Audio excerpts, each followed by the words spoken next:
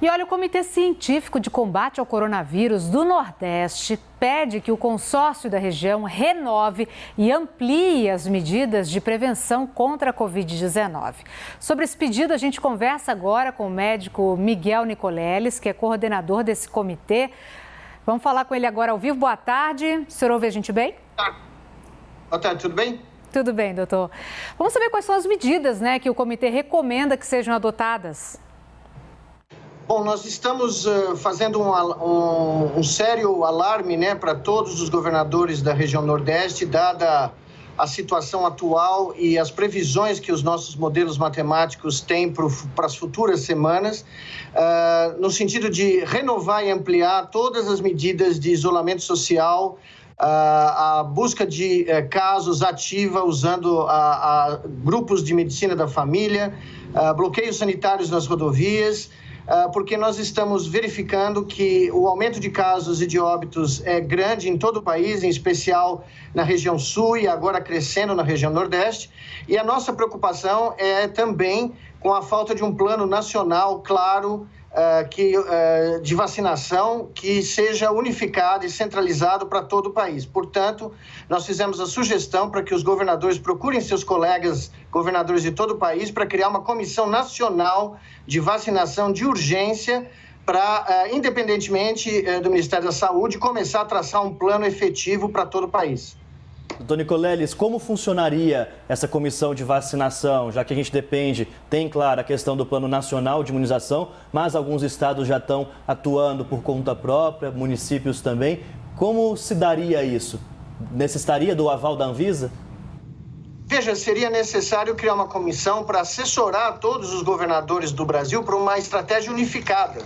Num país continental como o nosso, se cada estado, cada município atirar em uma direção, sem centralização, sem coordenação, nós não temos como vencer o coronavírus a curto ou a médio prazo. É preciso haver uma centralização e os governadores do Brasil inteiro têm que ter essa assessoria dos melhores especialistas brasileiros. Afinal de contas, o Brasil é conhecido em todo o mundo pelas campanhas de vacinação do passado que tiveram uma alta eficácia. Nós temos todo o expertise profissional, temos grandes especialistas nessa área, mas é preciso, nessa segunda onda, que o Brasil haja de uma maneira nacional. A gente precisa, de uma vez por todas, sincronizar todas as medidas de combate ao coronavírus, senão não vai haver forma de se livrar dessa pandemia a curto prazo.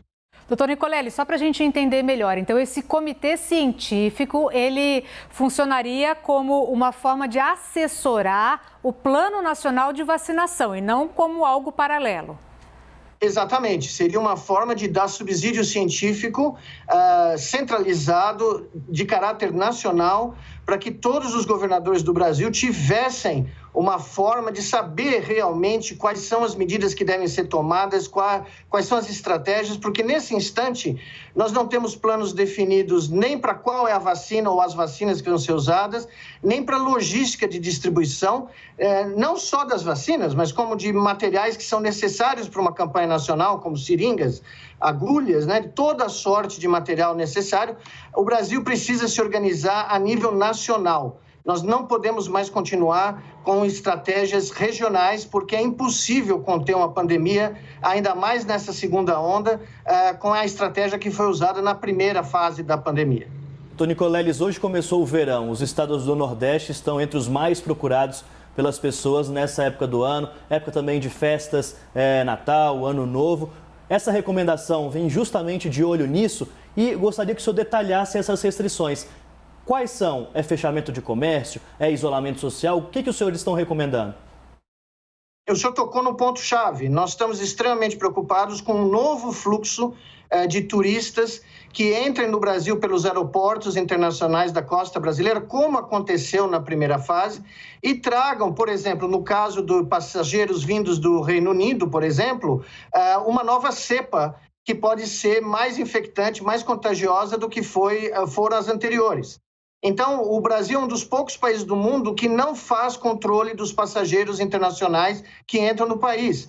Nós precisamos ter testagem dos pacientes, nós precisamos exigir certificados de que esses pacientes não estão infectados.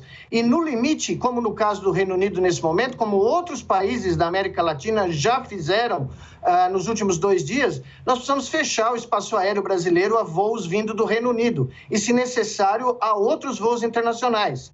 Porque nós estamos repetindo os mesmos erros da primeira onda, onde o espaço aéreo brasileiro ficou aberto durante todo o mês de março, recebendo pacientes infectados, sem que houvesse nenhum controle da entrada dessas pessoas no Brasil. As medidas, quais são? Gostaria que o senhor detalhasse um pouquinho.